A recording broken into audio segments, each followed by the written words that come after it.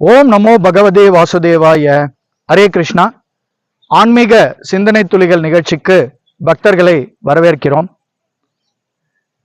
தர்மம் என்றால் என்ன, தர்மப்படி வாழ்வது எப்படி, இது குறித்து இந்த காணொளியில் நாம் அறிய இருக்கிறோம்.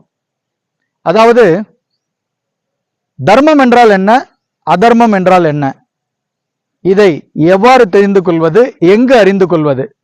சிறு பிள்ளைகள் முதல் பெரியோர்கள் வரை தர்மப்படி வாழ்வதுதான் நித்திய ஒரு சுபமான வாழ்க்கை.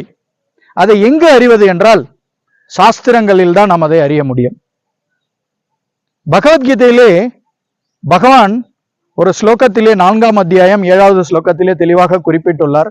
யதா யதா இ தர்மஸ்ய கிளானிர் பவதி பாரத அபியுத்தானம் அதர்மஸ்ய ததாத்மானம் ஸ்ருஜாம்யகம். ஆதலால் தான் பகவத்கீதையை நாம் கற்றால்தான் தர்மம் என்றால் என்ன, அதர்மம் என்றால் என்ன என்பதை தெளிவாக புரிந்து கொள்ள முடியும். நீங்கள் உங்களுடைய பிள்ளைகளுக்கு தர்மத்தை போதிக்க தவறினால் யாரோ ஒருவர் அதர்மத்தை போதித்து விடுவார். ஆதலால் உங்களுடைய பிள்ளைகள் தர்ம வாழ்க்கை, தர்மப்படியான வாழ்க்கையை வாழ வேண்டும் என்றால் அவர்களுக்கு பகவத்கீதையை கற்றுக் கொடுங்கள்.